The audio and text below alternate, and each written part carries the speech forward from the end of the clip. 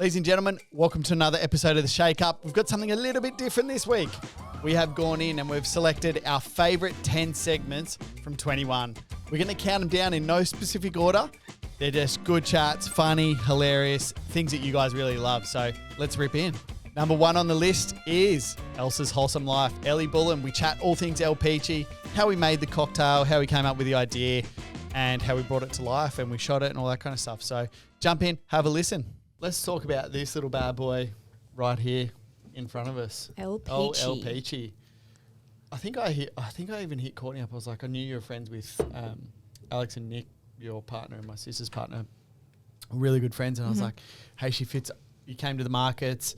I was like, hey, she fits out. Like, she'd be like the influencer we want to work with. Like, she fits our mold. She fits everything we put in the products, natural, all those kind of things. And I was like, how do I get in contact with her? And I sent you some, I was lit, no joke, I was waiting for a bill straight off the bat. I was like, but like you obviously have lots of followers, you have a big following, your followers are very loyal to what you do, you have book deals. And I was like, hey, I want to gift you some stuff. I think he came up to us at me and Jeremy working at the markets. He had no idea who you were. And I was like, that's her. I'm like, bumping it. I'm like, that's I think I was like, oh, that's that cool product. Let's go check it out. and me and Alex had like met indirectly once or twice at when Nick had been around or whatever. And Alex was like going to buy it. And I was like, nah, take some. And then you literally posted on Instagram and I was like, we're like secretly in our work chat, me, Jeremy, Mikey, and Carissa were like, holy shit, she fucking posted. I love the behind the scenes stories. And our website just started going, like Shopify just started lighting up and we're like, oh my God, this is so cool. Like, and we just had a rip a day at the markets. We'd obviously given you product. And then from then on, we've done some paid collabs and then, which have been awesome. Like, you do resonate with our customer really well. Your customer base really talks to ours really well. And then I hit you up and I was like, hey, do you want to do a custom cocktail? And you were like, hell yeah. I was like, what? Yeah. And now we're here. I think this product's, where did we launch it? March? International Women's Day? March. 8th of March rings a bell, I think. So I kind of want to tell the story of how, like, if you haven't seen the YouTube video, jump on YouTube and have a look.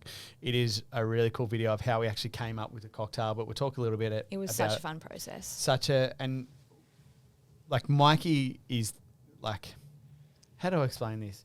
He's a mad cocktail scientist. Like, he over analyzes everything. He thinks about every detail and so what we did was we made all the syrups.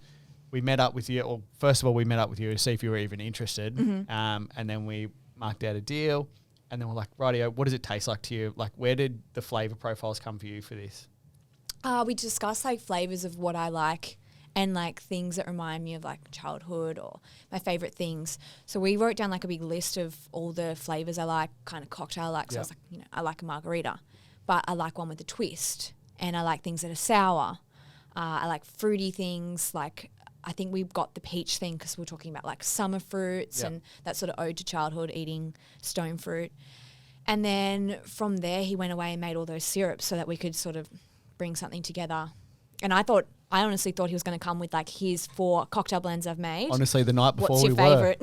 No joke, the night before we were. I loved the way it played out. We had that, and then he was talking to Jeremy and he's like, oh, I just want to like I want this to be like a really collaborative thing. And then so he ended up staying back. Sorry, there's a day before that night he stayed back and he made all those syrups from scratch and all the purees and all the things that went into that cocktail. And then we literally sat around for like, I think it was like 2 or 3 hours and just mixed up drinks. It was so much fun. With the team, and we filmed it all. And you can catch Alex's yes to every you can catch drink. Alex's yes. And we just basically harvested everyone's opinions. And to be honest, I like it was a pretty, everyone kind of landed on the same one. It did, yeah. It kind of landed to that one. Everyone went, well, I think there was one before that had one less element maybe. Yeah. And we're all like, oh, yeah. And then we added the other element. I think it was the lemongrass or the Thai basil with the pepper or something like that. And we added that in, and that's when we all went like, oh, yeah, that's like it had that little deeper, bit of different another level. Yep. And we went, that's the one. So El Peachy is a peach and blueberry sour, but as Ellie just said, it has like the Thai lemon bars. How do you say it? Thai basil. Thai basil. What else? Lemongrass. Like you know the ingredients better than I. Like the lemongrass syrups, like the blueberry syrup. And the blueberry was the one that Mike was saying he mixes in was it coriander seed? But Yes. you can't taste coriander, so if you don't like coriander, it's not coriander. And it just gives that deeper level to the blueberry flavour. Yeah, it's got bay leaves, Thai basil, lemongrass, and then we've also got like grapefruit juice in there, which gives it like its tardiness. Yeah. And like Because so it's not preferred overly to be sweet. preferred to be served as a margarita. Yeah, But we also tried it with so many spirits and went, hey, it tastes really good with all of them. I love it with gin. Yeah, That's how with I drink gin. it with gin. That's what I think Alex prefers that.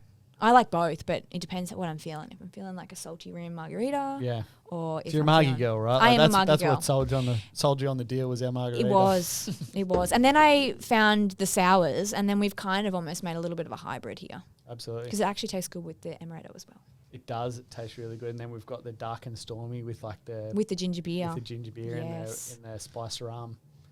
Ellie's going to do a little reel this afternoon, hopefully on that. So.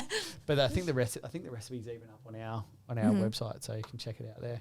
Coming in at number 2, we've got Red, Jessica Stewart. She's actually an employee here at Mr. Consistent. She's our graphic designer, and we chat all things label for love. I guess when this project popped up, like the reason we're doing this podcast is because it is LGBTQ plus History Month. You are very involved in the community on the Gold Coast, and I felt like I didn't know enough about it.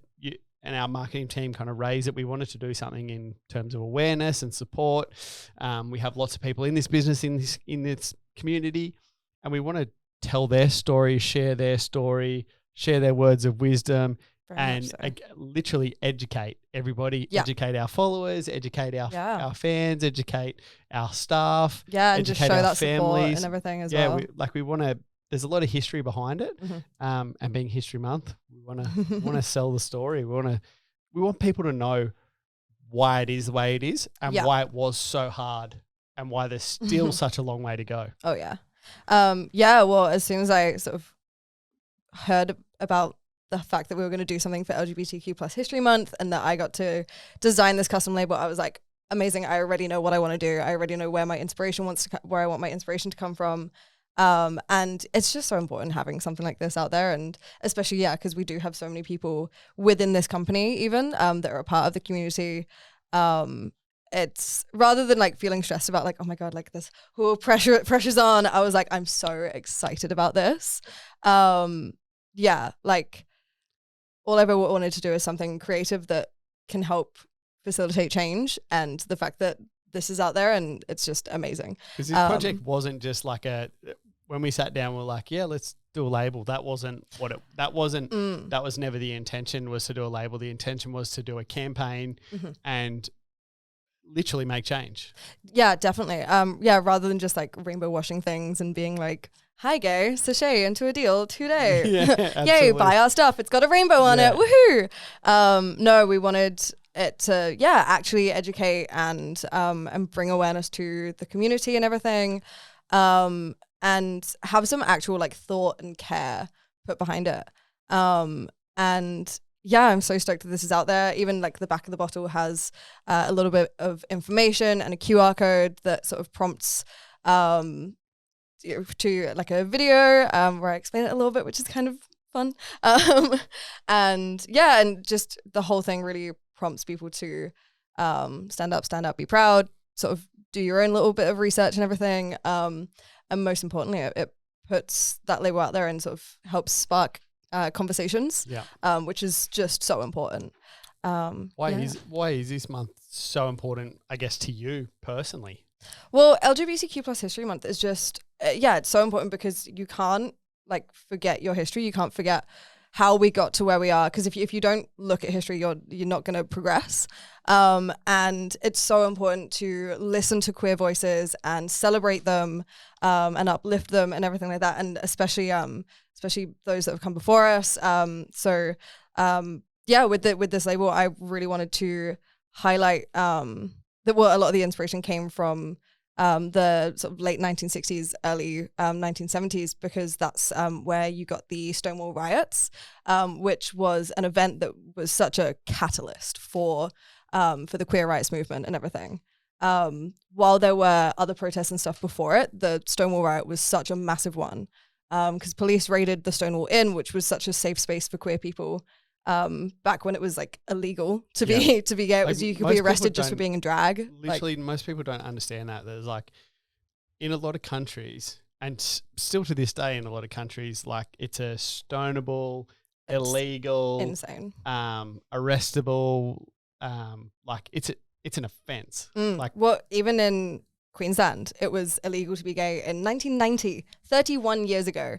And Tasmania only decriminalized it in 1997 as well, which is just so strange to think about. Like, it's insane that that's happened. And like in Australia, that little time ago.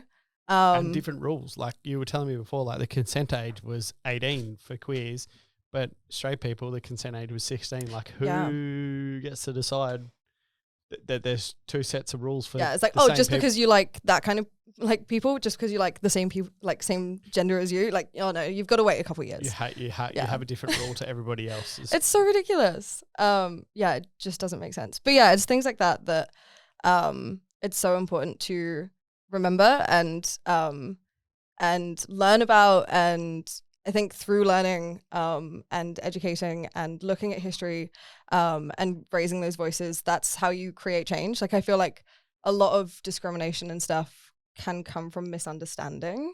There's this part of me, and my cousin texted me the other day because she listened to the podcast with Chris last week, and she's like, "Thanks for talking about me on your podcast." And I was like, "At least you listened." She's like, I think she's like 18 or 21 or she's like, but she's like sassy and like she knows she's queer, but I don't think she knows the history because there's a lot of, obviously all of that history. Shout out to you, Taylor. If you listen, hopefully you listen to this episode. Yeah, Taylor. But there's a lot of history in behind why it is a little bit easier for her in coming out and being able to, express herself how she wants to express it and all those kind of things. And it kind of feels because they don't teach you that shit in school. There's no, and they should. There's none of that history is taught by anyone. Like it's kind of suppressed. All that history is like, and unless you Except go for and Scotland, do your, shout out to Scotland. You have to go and do your own research. You have to rely on people for other information. There's no one out there literally just educating. Like I've seen some Instagram pages that you've shared with me and some Facebook stuff, and they're all doing a really good job at doing it. But there's nothing that's part of the system that educates these people into why they are the way they are and that it's okay to be that way. Yeah, well, that's why like representation and good representation is so goddamn important. Number 3, Kat Hennessy Smith. This episode is an absolute belly laugh. So jump in, have a listen. We talk all things her coming back onto The Bachelor. We've talked about The Bachelor, The Bachelor a little bit. You obviously, the first time you went on there, you hated it. Why'd you go on Bachelor in Paradise? Like, seriously, like, that's a legitimate, like... Well, I was just like, it can't get any worse. Like, what else are they going to do to me? Like, how much worse can it get? My edit can only get better. And they were flying... Yeah, it actually did. And they were flying me to Fiji and paying me awesome coin to drink cocktails with a bunch of dudes. Like, I'm on, literally. So I'm like, why not? So I think that was definitely got me on there. Was it as production scale as like the one in Australia, or? No, I feel like it was way more chilled because you're actually getting to spend quality time with the dudes in there. Whereas like you see The Bachelor, like, I don't know, once. It was like eight girls, 8 guys, right? In like Bachelor in Paradise or whatever it is. Yeah, they bring in like, I think started off it was like, 8 or 9 dudes, 8 or 9 girls, and then they keep bringing people in so the number gets uneven. So then they do a rose ceremony and then like Gets 2 people are make going it awkward home. a little bit. Yeah, so they kind of just kept dripping people in every few days. How'd you go on that one? Awful. Like, it was so shit. I mean, a lot of the guys, I feel like. Were you on the one with the guy that like walked in naked, or is it? Yeah. Oh no, I wasn't. I was like, yes. That's but the only thing I remember of that guy, because he's like he goes Kieran. and does like nude paintings and stuff. Yeah, or so whatever. random. Yeah, No, I was not on that one. I was on the one before.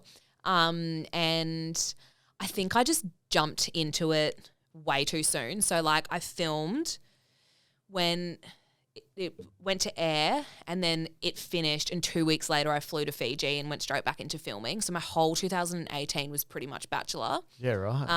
And then I had to live through it through 2019 as well because it didn't air until like April, and then it's like, you know, you're doing all your press and like it kind of just carried on. And I guess like any guy that goes on The Bachelor, it's like, hey, how are ya? So, you know, like you're handpicked. probably not the biggest legend. So I think a lot of those guys on there, like they're kind of want a bit of clout and they're just kind of, I don't know. Yeah. Anyway, weren't my cup of tea, but I felt like they only wanted the girls that got a really good edit. So Yeah, right. I was like, stay away from that bitch. And How I was do you like, know who's getting a good edit though? Like behind the scenes, like is it they're giving this person heaps of airtime, they're giving this person heaps of airtime, they're showing this person love or whatever it is? Like, I think like you'd know by like dates. yeah, But then like I was interviewed and mic'd the most out of anyone. yeah, okay. And that's because they knew I was always going to speak. I'd always say something controversial, or like I would always, whereas other girls would sit there and they'd be mic'd and they'd just be like, it'd literally be like fucking silence. fucking snore factory. Literally. And it's like as soon as the cameras would go off, everyone would be like, nah. But yeah, everyone was so like worried about getting a bad edit that they just weren't themselves, or Yeah, I was right. just myself on and off camera. But anyway, so I went on Bachelor in Paradise, did not meet anyone. And then I was in the rose ceremony and I was like, I'm not going to get a fucking rose. And I just walked out. I was like, fuck this. And like stormed out of the rose ceremony. But they were fucked. Like they honestly, like I think it was like it kind of all came to a bit of a head when I was filming that, and it's like I didn't really deal with everything I'd been through from Bachelor, and I pretty much had like a mental breakdown. Like it was fucked. I was like, holy shit, I've just been getting like death threats for 6 months. Like I'd say something on an episode and within 2 minutes I'd have 900 abusive comments on my photo, or like, Do you still have kill your phone at yourself. that point? Like you still go on your phone, No, or they this take is when their it phone? aired. You've Yeah, no phone, right, you have yeah, no gotcha. connection to the outside world, no news. You get to call your parents once every 2 weeks for 15 minutes on a monitored call, and they can't ask you anything. You're like, how was your dinner? What did you do today? It's like, you know, so that was fucked. But so I just like had a bit of a breakdown walking out of the episode. I was like, this is just all too much. Like this is fucked. You can't just get on a plane, right? They can't just like leave No. and get on so a plane. then they locked me in a hotel room. They wouldn't let me call my parents. They wouldn't give me my phone. I was like crying. I was like, this is fucked. Like, just let me speak to my mum and dad. Like, torture. what am I going to do? Yeah, it was literally torture. So they locked me in this hotel room for like 15 to 17 hours. And then I got taken in like this hostage. Yeah, literally. I got taken in this weird little cab to the airport. And then when I got to like the gates to walk through, then they were like, here's your phone. I was like, fuck you guys, honestly. And That's yeah, that's a horrible experience. it was horrific. So I was like, yeah, I mean, no regrets, because I'm going to look back at this shit when I'm 40 and be like, fucking my 20s were wild. So, you know, I don't regret anything. Probably could have done things better or whatever, but, you know, you live and you learn. Number 4, Ryan Forsey, where we chat all things vodka and. Mate, I want to know more about this Ampersand, because Ampersand is the shell, like the company that Vodka Ann and Gin Ann sit under. Ampersand Creative. So that's the Oh, business. Look at this. Here we go. Oh, shit's getting delivered. That's There what's we go. up. Look We're at gonna eat this. that. We're gonna eat that with our hands, or Happy birthday, Bronte. sure. Alright. Okay, yeah, not against that. Thanks. Try not to eat until the mic. Arigato. Arigato gozaimasu. Oh, it's good. Oh, that is The delicious. classic Coles mud cake. Yeah, but they've just double stacked them. That's they've genius. They've chucked They on just the put two on double top of each- stacked them, and then they've chucked M&Ms on top. That's incredible. Coles mud cake hack. Done well, and they were M&Ms. So we have established. Is there any in my teeth, Tommy? You're good. Now I'm terrified. Mate, this Oh. I want to know about Ampersand, not any more about the cake. Just worried The about cake's my teeth. good. Yeah, you're good. Ampersand Creative. So Ampersand is actually the name of that and symbol. Yeah. Ampersand Creative. That's Marcus and Alex.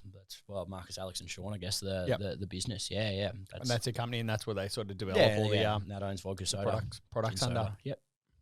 How did what's the story behind those guys? Like, we kind of know the backstory of how you got involved and how you met. Yeah. What's the story of those guys and how they ended up in the beverage world? Like, it wasn't just like, oh, fuck, I'm going to I feel like I need to do a vodka. Or Today's a good day to make an RTD. Yeah. Yeah. No, so respectively, so there's three main directors of the Yep. company, Marcus Alex and Sean Rankin from Victoria. Yep. So I think each of the guys, well, I think it was Marcus and Alex who was their idea, and they brought it to Sean Rankin, Yep. who brought it to fruition, who sort of brought it to life from my understanding with the canning contacts and the contacts with like Gotcha. Like Woolly, the actual Woolies product. and stuff like yeah. But respectively, all the guys are working in really All the high brand and elaborate stuff. roles for So one of them was working for Coors Yep. and Coca-Cola. Sean used to be the GM of Coca-Cola. And yeah, collectively, all three of them sort of brought the idea to fruition. And it was just that they saw an opportunity in the market for a sugar-free RTD. So obviously, everyone knows our drinks are all sugar-free, but there was just If they don't, now they do. nothing. Now they do. Yeah, quick plug. That was it. There was just there was an opportunity in the market. Everything was either artificially coloured or flavoured or any of that sort of stuff. So the boys just had the idea of bringing in the basics: vodka soda, gin soda, the double black, which was the original ones. They were loaded with sugar. Like the double blacks back in the day were like, Without it was more of a sugar. You're more sugar drunk than my actually God, drunk. Your teeth after a session on them, it's terrible. So there was like, the ice. Yeah, the ice. That was him. Yeah, yeah. It was them. So the guys just saw an opportunity for a sugar-free, alternative. So that's why they said, look, you can flavour it yourself. That's why initially it was vodka soda and whatever you want. So it was aperture opening tin, whole top comes off, wedge of lime in there, fresh wedge of lemon, fresh wedge of lime. We had people dropping Baroccas in there like 2 days deep and stuff, putting super dupers in, all sorts. What happened to the white? Because the can used to be, like for example, the whole top of the can used to rip off. Tuna tin, yeah. So it was tuna tin style. Yeah, aperture opening. There was an American manufacturer of the lid that sort of through COVID wrapped up production of the lids, was my understanding. Yeah. Australian, like in Australia, South Australia, Northern Territory, they had already banned the lid anyway, and I think It's because of rapid intox. I'm not sure if it was rapid intox or trash. I believe it was trash and recycling laws or something like that, because it separates away from it. Gotcha. New South Wales were on the warpath for banning it, so we lobbied against it. Ended up winning it, so it was like 2019 or 20 that we ended up getting it extended to. But then one of the guys, Sean, saw an opportunity. He started working in the background to get the bottle developed, which is the new screw top bottle. So collectively, Marcus, Alex, and Sean brought the bottle to life. No one else on the market's doing it. So it's just a really good opportunity to, again, further develop the brand, the business, and the way consumers pick up a product, interact with a product, drink a product. Like a can's a very traditional way, like a beer would be served in, where the bottle feels a little bit more feminine. It's a little bit more cleaner. It's a little bit more premium. It's Yeah. really premium. So much nicer to drink out of. It was sweet. But like I understand, like even Colonial were using the same lids. I understand that experience with being able to smell the beer and everything. Yeah. With, incredible company, Colonial. But yeah, for us, it was just a convenience of being able to add whatever you want. drop a piece of lime or a lemon, and or then off you something go. in, yeah. Convenience piece. You don't have to take your vodka. Don't have to take your soda. Don't have to. You leave your vodka. You leave 250 mils of vodka at your mate's house because you've just taken it all. You can cut up. It was just a convenience. But Burley Hill special. Go down there, 4-pack. Wedge your lime in there. Off you pop. Coming in at number 5, we've got Dominic Bedgood. This is one of my personal favourite episodes. We chat all things Olympic Games, and then from there, Olympics. Yeah, Olympics. Olympics. It was Olympics is like 2 years after 2 years, Commonwealth yeah, Games? 2 years gap in between. So for Aussies, it's really cool because like we have these, we only have these 2 year gaps between major events, kind of thing. And so then the Olympics came around, and I was the Rio Olympics was like a really mixed emotions for me because like I had gotten to the point where I think, like, I mean, I can't speak for every athlete, but like I know some athletes have felt like this, like. You go into this Olympics and you think like, if I can do something special here, like it's going to change my whole life. Yeah. Like it's that mentality, and looking back on it, it's like, it's really dark because like I became a real prick and an asshole to like everyone I was training with. Like I would just go in there, like fucking hoodie on, earphones on, like didn't want to talk to anyone, like didn't want to like, interact with anyone, like just wanted to train as hard as I could, go home and like recover. So it was just in the zone. And like, in the zone in a bad way. I like reflecting on it now. I was like in the zone in a bad way. And it was like 2016. There was like talks of having sports psychs. Yep. And I like had this like really young mentality. I was only 21. Super young. So super young, super naive. And I was like, had this mentality of like, nah, you know, if you talk to a psychologist, like that means you're weak kind of thing. Like there's something wrong with you. And so like, I just thought, you know, I can do this all on my own kind of thing. Anyway, like the experience itself, like, you know, making the team, I look back on it and I'm like, I was so just like, yep, like job done, like, you know, next job kind of thing. Didn't really take time to enjoy it as much as I wanted to. Celebrate the win that you'd actually had. Exactly, yeah. Mum was stoked and I was just like, yeah, like why are you so happy? Like job's not done. This is where, I got still got the games to go. Yeah, still got the games to go. Yeah. So, and then, you know, the games itself like is a pretty crazy experience. And Rio was like, as much as, I don't know, a lot of people will always ask me like, oh, is Rio's as bad as they're saying on media? Like, it wasn't as, it was a really cool experience. Like, I feel like any games, like I've only been to one, but, you know, Commonwealth Games of that scale, it's an amazing experience. I guess like the only bad experience I had there was like the plumbing was real bad. And so like. Well, this was like the athlete village. This the was games, the athlete village was like real ghetto, eh? It wasn't as, like I said, it wasn't as bad as like they made it out what to the be. media were portraying it. Yeah. So like, I remember as we were like landing, we were reading all these articles like Swimming Australia's pulling their athletes out of it. Like it's, you know, it's not good enough. Yeah. And there was like shit like streaming down the walls. So the room above would flush their toilet and the plumbing was fucking shocking. That's what was really bad about it. Yeah, right. And so like the sewer crap or whatever, like would leak out the pipe and then come down your wall. So you'd just be like sitting there eating breakfast and you'd be like, oh, upstairs in a poo. Yeah, just like move to the side kind of thing. And so the village like organizers was like, okay guys, like, so the plumbing's pretty weak. We're just gonna have to ask you to like not flush toilet paper. So like you're just gonna put your toilet paper in the bin next to you and we'll come and collect it at the end of the day.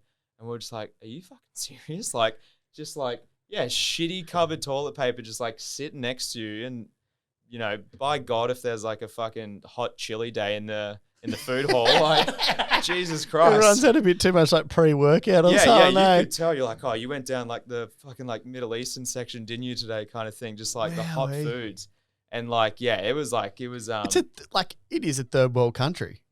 Brazil, yeah, it is. Like it's a beautiful country. Like don't get me wrong. Yeah, But I can't imagine like when you're sending athletes from Australia where our building standards and things are a lot different to what requirements, you can understand why Australian swimming team is pulling their athletes when the shit's running down the walls. Yeah, I know. It's very uncommon for that to ever happen in Australia. Like, red flag. Like, maybe we should do something.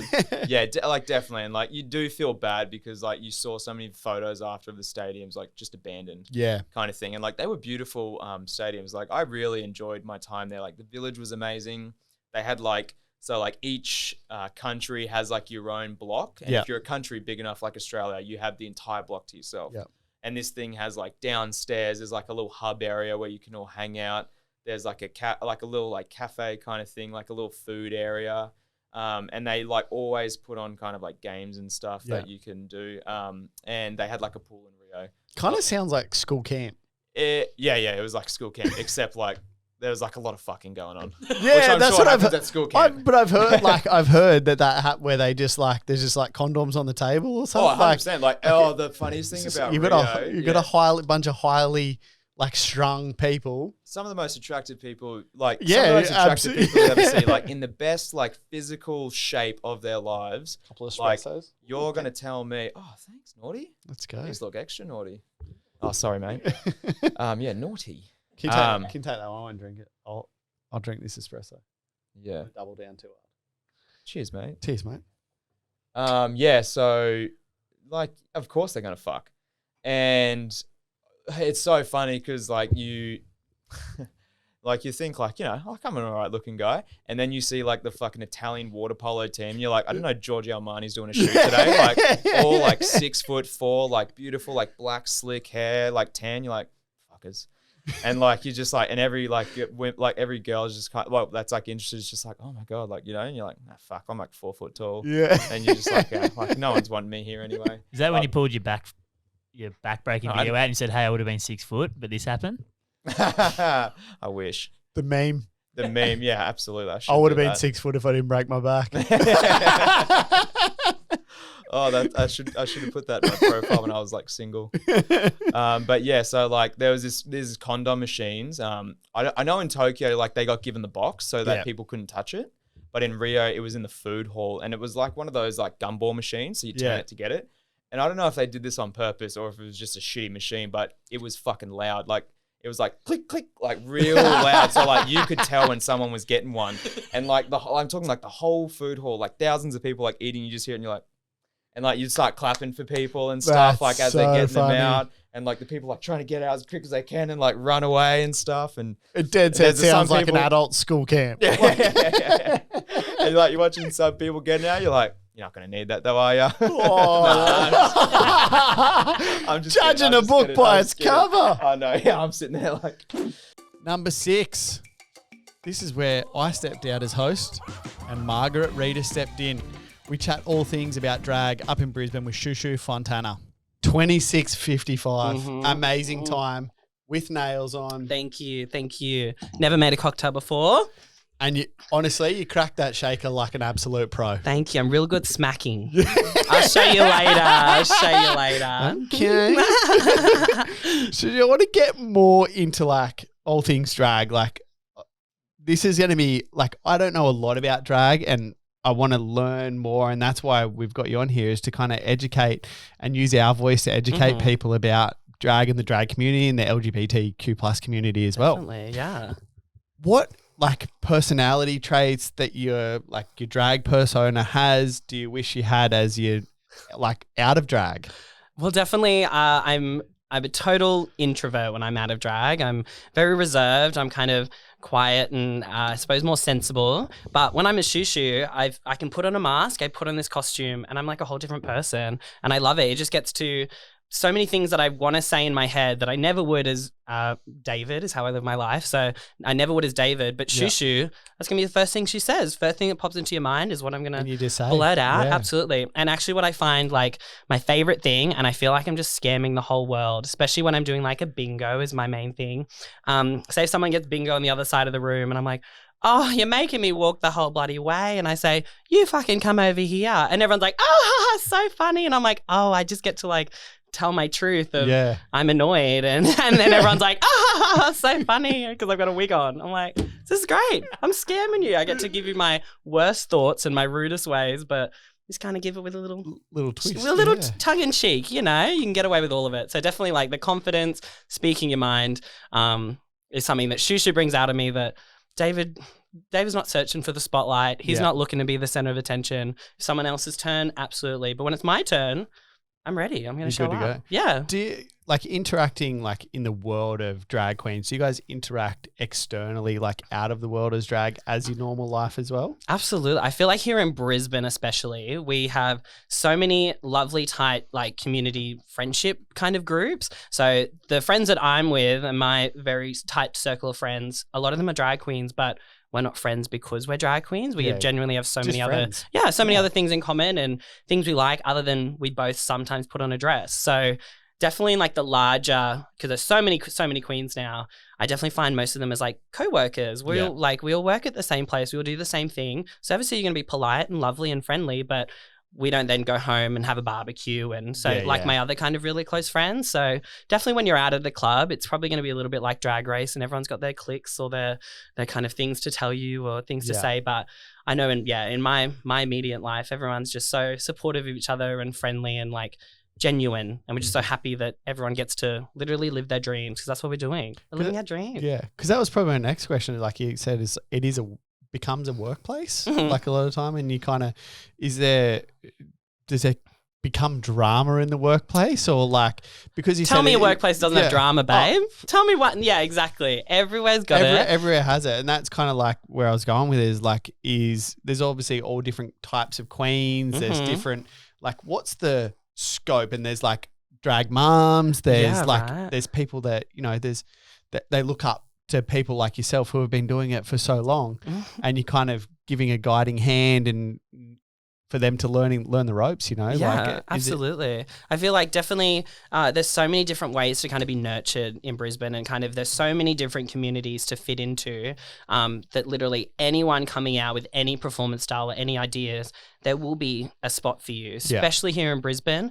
We have this amazing alternative scene and more performance art kind of thing. There's events that's called alt, so ALT as in alternative. We have events that are solely dedicated to the POC nights, or solely dedicated to these like movement changing kind of events and communities, that every single aspect will have somewhere to go. And I think in my community, I generally do the more theatre kind of production. I'm the party clown. That's what I like doing. So to me, the performance emotion side isn't really what I'm trying to sell, or like what I am passionate about. But there are so many other sides of drag that are expressing their community. So definitely one of our best things in Brisbane is we have a show called Work It, and that's run by a couple of the drag queens that literally got started in Work It. And that's their first ever performances, and they have a little panel of judges, not to rank them, but just kind of offer a little bit of advice. So they do have the older queens in the community come and say, oh, that was a great thing, but maybe just do it a little bit like this, a little bit like that, to actually nurture them, rather than the olden days. It was like having a drag mum and a drag family was, because there was, I suppose, a lot fewer queens coming new on the scene. You just have a friend and you adopted them into the group. So I was very lucky. I had my drag mother, Shaniqua T-Bone. She kind of brought me into the world of the Sportsman's Hotel, which is where I got my start, and productions like that. So that's where I wanted to go. I wanted to go into productions and plan things out and group shows. So I wanted to go that way. But there are other girls who, they love the gore and they're doing like shows with blood and ripping open a stomach thing. And like, that's amazing. Go for it. That's not what I'm doing at my show. But if you want to do these things, there are all these communities. It's just literally going out and finding it and talking to these people. And especially if you're in drag, talking to everyone's so much easier. People are going to want to talk to you as well. People are going to want to come up and kind of see which path they want to go in. But yeah, definitely in Brisbane, so lucky. Get ready, because this bit is an absolute belly laugh. We've got the 257 Collective coming in at number 7. All right, scores are in. Times are in.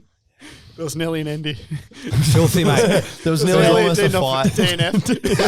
Yeah, DNF. There was injuries. There was injuries along the way. Injuries. Fuck. I was about to call it Uber just before. Third place. Connor, what's that? 25.61. Wow. 25.61. You're in like around 9th, 10th. I'll go to 10th. I'll go to 10th, I think. Yeah. Top 10, mate. Croaks. Second. 21.91. Thanks, mate. Cracked at the start. Going into third. Cracked at the start. Come home strong. Third place. Here he is. Kalen Ponga goes into second place. And the reigning champ stays at the top. Well done, mate. Well done to both of you. Good. Couple winners over that side, couple losers over this side. That was I led too from the you did. I led the race from the start, man. And you set the pace, mate. That thing is the most nerve-wracking thing I've done in a long time. I've played some big games, but my heart was racing. I was just calm. I was cool. I just took my time. Got there in the end. Boys, what do you reckon? I was rattled. I was so nervous. I come out of there, finger was hurting. Got a Band-Aid on. Got a Band-Aid on, boys. I've been sucking on the friggin' blood. I was rattled. I didn't get the ice on my first scoop, and I was all over the shop. My mind was racing. But yeah. Connor? Oh, filthy, mate.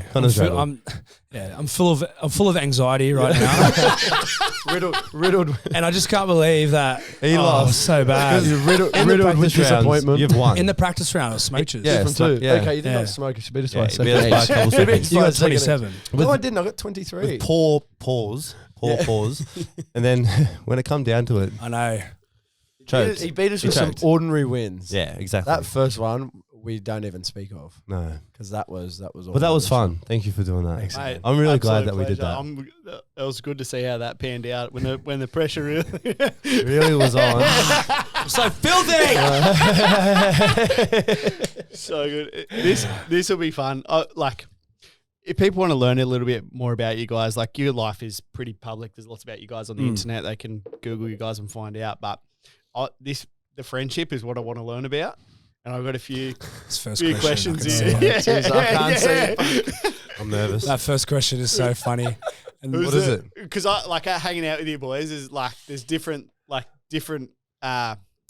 dynamics? different dynamics. Layers. But There's certain layers to people that. lead certain things. Like this question is, who is the leader of the group? I'm happy to say it's not me. I'm happy to say that. I don't. It's you. It's I'm not like gonna- a leading thing. I'm going to admit, and we're both going to agree on this. Yeah. It's Connor. Yeah, Connor's one. He's that guy that when you go to dinner, he orders food for everyone, Yeah, and I'm the happy for table. him to take the Right, reins. big share thing. But he is the oldest by Yeah. a couple years. Yeah, he's like 30. But he's got He's the like most. 30. He's He's 30. I'm You're the 23, responsible leader. 21. Well, some- he's the most mature out of the three of us. Yeah. I'll say it Well, like he is that. 30. I'll say it Who's like that. who leads Astray? I used to. big red in the corner? Oh yeah, I used to be so much worse, but I'm better now. Yeah, he's I alright. used to just be like just silly, but I think my 30-year-old mate has really helped me with that. 30 and single.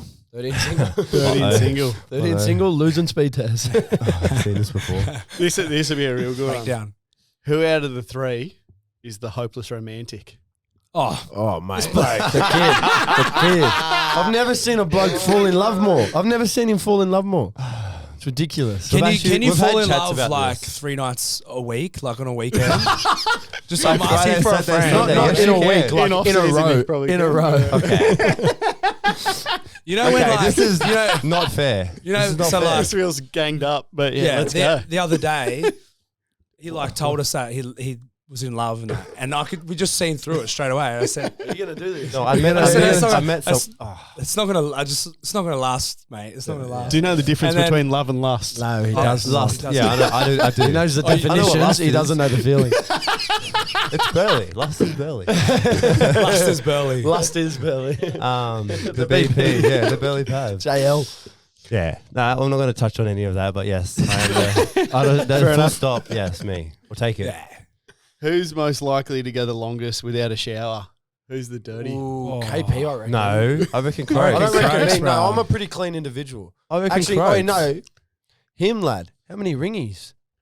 I've had- Facts. yeah. Facts. True. Factual evidence. facts. That's facts. factual evidence. Right, but I can't help that. So what happens with ringies is Here we go. the Here we cleanest go. skin. Here we go. There's Here no we go. germs. There's no germs. My we skin go. easily gets attacked by germs. So that's what happens. I'll put my hand up for that. But he would not have a shower. And you know, and you live with me. I shower 3 times a I day. shower brush twice. my teeth 3 twice. times a day? Maybe That's 4. such a lot. I don't. I do it every morning after I train. Oh, yeah, after and at train. night. Yeah. But then Sometimes we do 2 sessions a day. That's 4. That's 4 Yeah, well, showers, mate. I'm a 4 a day man. Yeah. Sometimes- I'm 5. So sometimes it's if I'm between feel- these two. If I'm feeling frisky, I'm a 6 a day man.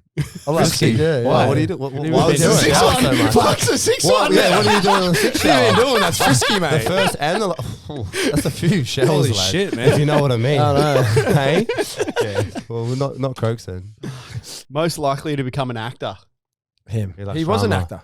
Yeah, I actually like You do did like a bit it of when I was drama, eh? Kid actor. Yeah. Kid actor. I've seen it before. He loves you, I've mate. seen the tantrum. I nearly walked out of here. Left the business. I was like, Croaks, you can have my shares, mate. I'm done. I'm out. I'm out. Yeah. Yeah, Connor. Yeah. Yeah, good. Yeah, I'll take that. I like drama. Coming in at number 8, we've got Emma Sweeney and Maddie Jamison. We talk about all things big contracts for their rendering business, and they honestly, these two are just inseparable, and they really bounce off each other. So this is an amazing little segment. Enjoy. You've literally made like you've made a brand out of it. Like Oh, it's so it's so like, man, it's so cool to see Yeah, because cheers, man. Thank it's you so much. like it is a beautiful thing to see somebody take a rendering style of business, turn it into a boutique market, do really cool stuff, and then but also how do I explain this? Like people want to work for you purely based on brand and the work you're doing. Yeah. That not just to earn money and labor and those kind of things. Like they actually want to work for your business and Yeah. work on the I things you think want that to do. too, Very like lucky. even the team that he has, I do the books on, pays on Monday and all of that. Everyone that we've hired, no one smokes cigarettes. I'm not saying everyone's eating fruit and yogurt I make that for It's you most definitely days. a but- meat pie and a rat coffin for Smoko, but No, That's but, chalky milk. it's a I'm not saying you have to be professional 24/7, But if you're getting over $100,000 contracts, I'm sorry, when a builder's on site or a professional developer or whatever it is, you need to be looking good and working good. And I always make sure, because my colour's black, all the boys are always in uniform unless we need we need to go on a high vis and we chuck the yellow and the orange on them. Like, you look sexy, Bob, baby. Okay. But yeah, all the boys are always looking good. Yeah, you know, it's awesome. Wearing the uniform. Because you treating said before, everyone with respect. You were like the common thing is that renderers were at the bottom of the food chain. Yeah. And I feel like you kind of moved your way to the top of the food chain. You're sitting on the same level as, you know, the bespoke builders. Like the bespoke builders want to work with you, and they want awesome. The restaurants want to work with you, and all those kind of things. So and I just want to pass that down. You know what I mean? Like I want, no matter what trade it is, whether it's a tile, concrete, like I said before, those trades, if you're young and you're into it, rise up, you know what I mean? And we need to get even younger people, you know, we need those like 16, 17-year-old kids that want to drop out of school to jump in and not just go hang out on the streets and wear a bum bag, like jump on a rendering crew, let's go. I did 2 days of brickies labouring where there's one point where I was jobless, I needed money, I was like, I'm desperate, and I did 2 days and I was like, I can't hang out on site with, there's this, I was working in the back of Varsity somewhere, and there's this negativity on site. Like it's this toxic environment. I'm not saying all building sites like this. We've Jeremy had his mate Danny is an amazing builder, and he's all these same sort of thing as you are developing. Like amazing crew, all the workmen are really cool. They're really professional. Yeah, it's kind of like this next wave of tradies, I guess, versus the old school footy short wearing. Yeah, because when you talk about concreting. Brickies, rendering, even chippies, like it is a very labour intensive job, and it takes a toll on your body. Yeah, big time. That's for sure. Man. Yeah, I even say to him, "Let's go to the gym, babe." Like I'm like, my whole goal this year is fitness, and he's like, he gets his Apple Watch out, and he's like, "How many calories have you done?" And I've done 30 fucking Ks of walking, and then he's like, look at that. And he literally beats my calories in a day purely because he's labouring. Yeah, like, you know what I mean? It's just physical labour. I wouldn't have it any other way. I don't know if it's because I'm used to it, but like I love being on the tools. I've never heard you complain. People always say to me, they go, "Oh mate, you're still on the tools." We're on the tools till I die. Love it, yeah. Like, oh wow. Okay, get down. What does that mean? What do you say, babe? Get rich or die trailing. That is so far out. That is get rich or die. He's gonna get a tattoo like that. When we can go back over to Bali, I'm getting it done. Get it done over there. It's His tattoo less he would not. He's such a I don't have a tattoo. He's so tattoo-less. Number 9, we have Bianca Bolden. We chat about what she does for the love. What do you actually do for these guys for the love? For the love, I'm head of partnerships. So I basically bring in you, Exhibit A. Mr. Consistent. Mr. Consistent. It's business. Yeah. And just brands that I feel that are aligned with what we are and that are going to elevate our brand a little bit more. You know what I mean? Which is you guys were, I mean, this was probably the perfect brand alignment, I think, that we've ever had. We just need to work on those bloody ABBs, but you know. ABB laws. State government's listening. State government's bloody annoying. State government's listening. If you're listening out there, mate. Let us serve one standard drink at a festival. I know. We're making pretty cocktails. We're not making people. We're not here for rapid intoxication. I know. You drink this slow too. Yeah, Look absolutely. at us. It's time. It's a massive time. Anyway. Yeah. I basically come up with the creative, bring the deal in, come up with the creative, and basically just make sure that everyone's happy. Yep. Because that's like you were marching around. Like you're on a goal, you're on a mission. Artist needs to be here, brand person's there. Yeah. Aligning Ocean Alley turned up for an interview. You're like, rightio, here's some margaritas. Like you did so much hard work on the back end, making sure that our product and the other brand's products ended up in the right people's hands. Yeah, of course. The photo opportunities happen and it's not just about obviously the consumers. Like obviously I want that because that brings in the dollars and brings in the revenue. Yeah. But at the same time, like for a brand like you, like I guess because I've worked on the other side, you know, and we've done hair events or something when I was at Edwards & Co. I understand what the brand that's the partner wants. Yep. And now I work for the actual head guy. Yeah. And, you know, I understand the relationship that those two things need to have. Exactly. It's super important. Like it's not for us. It was a lot of money as a business to get, you know, sponsor the event and then obviously send stock down and the stock's on consignment and all those kind of things. But then they're all the things that make it feel good. Like when I see Ocean Alley, like it gives us some sort of promotional material around, oh, we're here. And then like June Rats posted our bar the other week and stuff like that. And then that's cool. It starts to make a bit of a community and starts to get us involved in that festival community because like we belong in there. Like I feel like as a brand we belong in there. Especially out the back in those you belong in the riders. The VIP areas and the riders and all those kind of also things, the artist riders. Like when we, I think it was like the Ocean Alley Day. We didn't get around to it for the Fisher Day. Yeah. The Ocean Alley Day, the girls gave me like the mix with the tequila and the shaker. Like it was a vibe back there when Ocean Alley wrapped. We were all having a great time making margaritas. Like Chloe Fisher, Paul's wife, actually, she hit me up in the crowd because she were from around here and like we kind of know each other. I remember that. And she was like, "Hey, they won't serve me a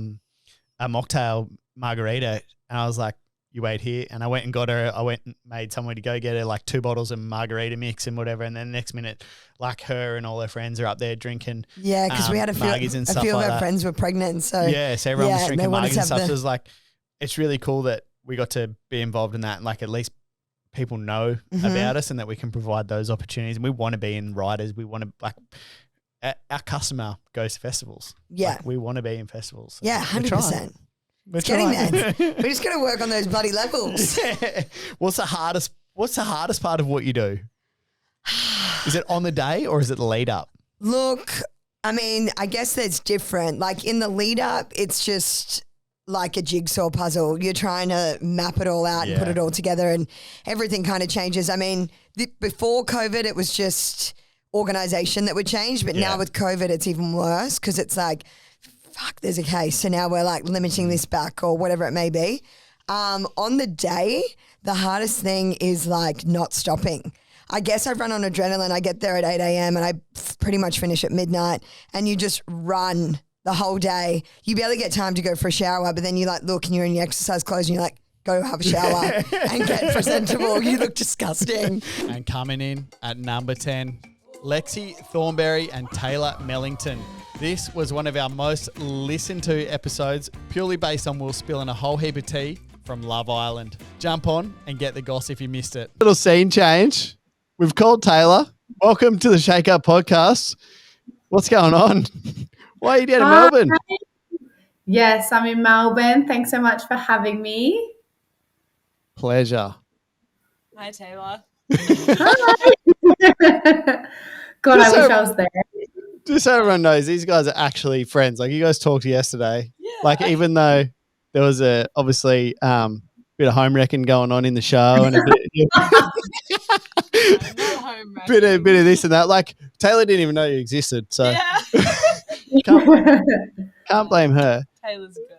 But I guess like, how did it all fold out that you guys actually became like you obviously became castmates and then you guys obviously chatted outside of this and how did it all happen? Like, do you just go, oh fuck, common ground is Ryan's a dick, or is it like, but you're still with Ryan, or is just like, oh well, I got to deal with him, but she's nice and I like her, so let's be friends. Me and Taylor don't bond over like.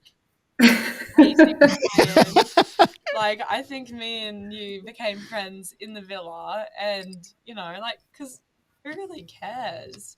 I don't have any. Yeah, we got along. Like I remember, I was so nervous, like walking in, I was freaking out, and like I'm like blind, so when I walked in, I couldn't see Lexi. I'm like, oh my God, where is she? Like trying to squint so hard to see where she was, and then I saw she was sitting down because I expected her to be standing. But no, and then we spoke and it was just fine and like we just got along. But yeah, no, there's definitely we don't bond over Ryan. Oh man, what was your experience like on the show? Like we've just sort of run through Lexi's time on the show and like she obviously went on there with no intentions at all, like not for monetary value, not for clout, not for sort of anything, but just jumped on and wanted to be a part of it and saw opportunity. How was your experience, and I guess what was your reasoning behind getting on the show, and how did you end up on there? Well, to be fair, so I was saying this the other day on my stories. I went and seen a psychic at the start of the year, and she was kind of like, oh my God, I see you like doing reality TV or something like that. And I was like, oh, taking the piss, like as if. And then all of a sudden it like came up on Facebook to apply, and I was like, oh, like it was literally midnight. I was in Ballarat, like nothing to do. I was like, I'm just going to do it as a piss take. So I literally just applied, like taking the piss out of myself.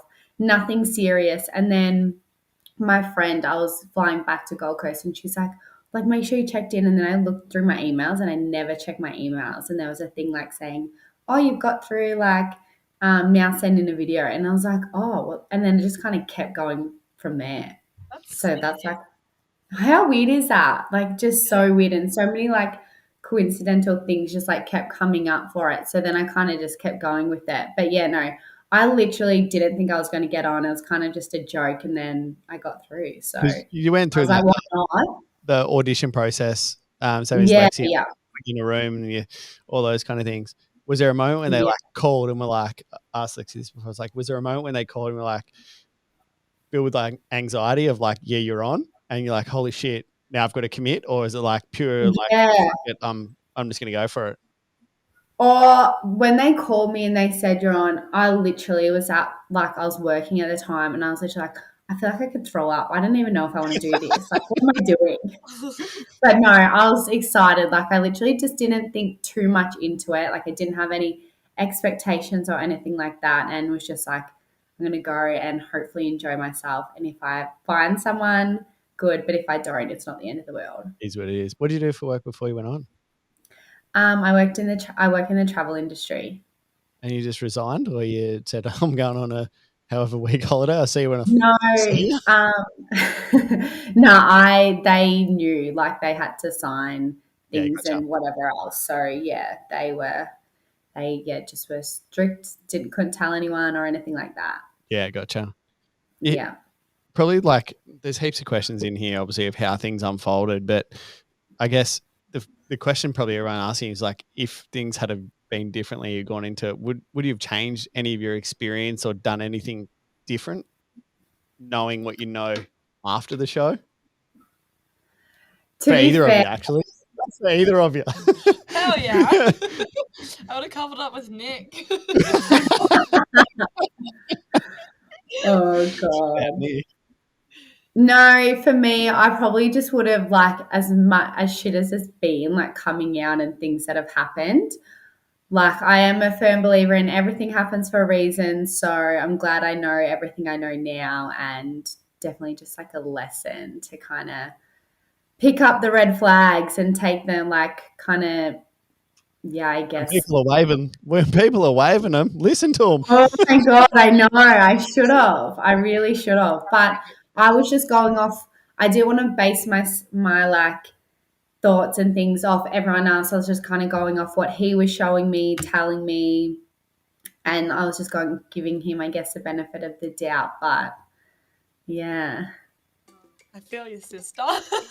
That's today's episode. I hope you enjoyed it. You know the drill. Like, subscribe, leave a review. Go show the Shake Up some love and stay connected. Don't forget you can watch all of our episodes on YouTube. Also, jump over to our Shake Up Cocktail Gang Facebook page where you can find out who's coming up on the podcast. And if you've got questions for them, I'll ask the bloody questions. You can also use the code SHAKEUP for 10% off on mrconsistent.com.au. Thank you so much for listening, and just remember, shit that's fresh.